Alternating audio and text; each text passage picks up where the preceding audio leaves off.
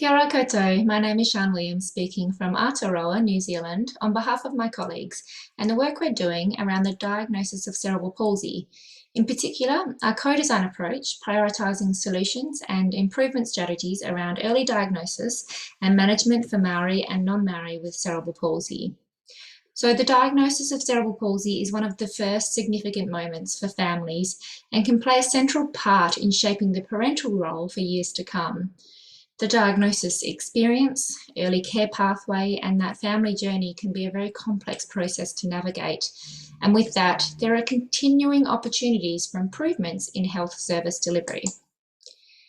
Co-design is a participatory approach that recognises value in collaboration between patients, support people, and healthcare staff as equal partners in envisioning change in healthcare.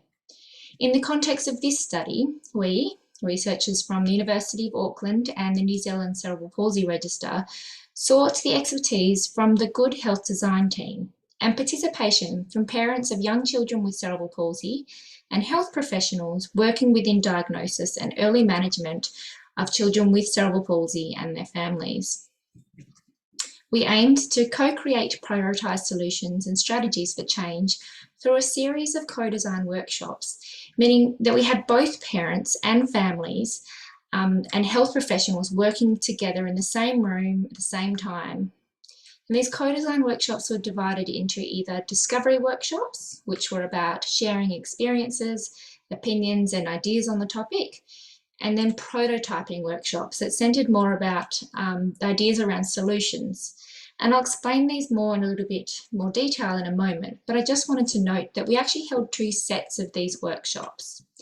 The first was held in Tamaki Makaurau in Auckland, and the second set were held in Kirikiriwa, Waikato, which was specifically hosted for families identifying as Māori and was co-led by a katiaki, a Māori health service provider or worker, who guided the workshops following culturally appropriate protocols.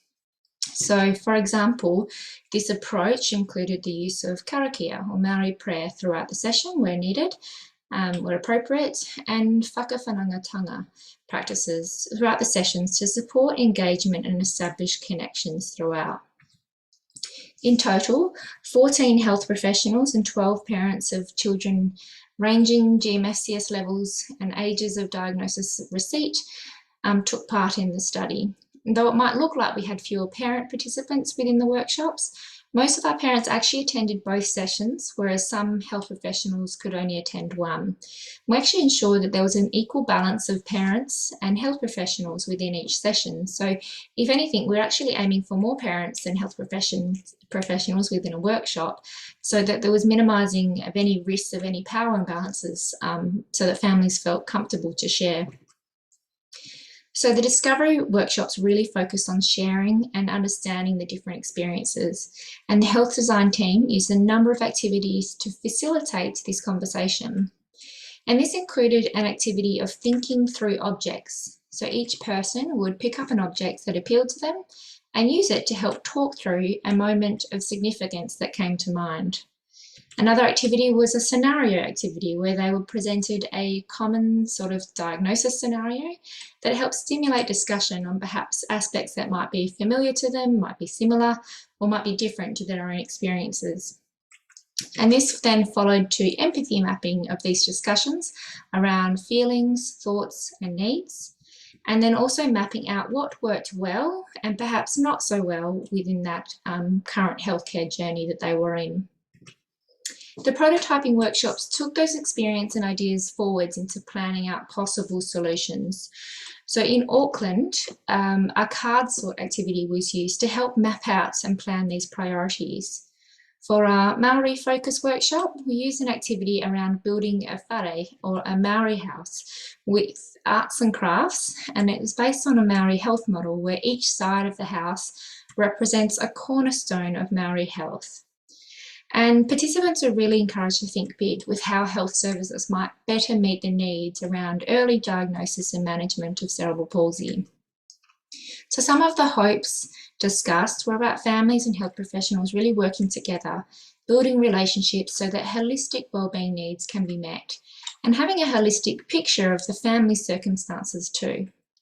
Another key priority across both workshops, or all workshops, was communication and empowering families with open and ongoing discussion and information sharing, and also equitable access of information through different modes. So this might be through physical information, through a paper booklet or a folder, and there were discussions, great discussions on how this could be presented, and also through the use of technology and telehealth. But with that, supporting better use of technology and access to the health system in isolated and underprivileged areas too. Now, though prototyping workshops were held slightly different for our Maori and non-Maori workshops, there were very common themes of these needs and solutions for improvements that came through. So in addition to those areas I have just mentioned, there was certainly a call for improving clarity and support in navigating the health system and health roles as well, and perhaps also the use of health navigators to serve as mediators for communication as well.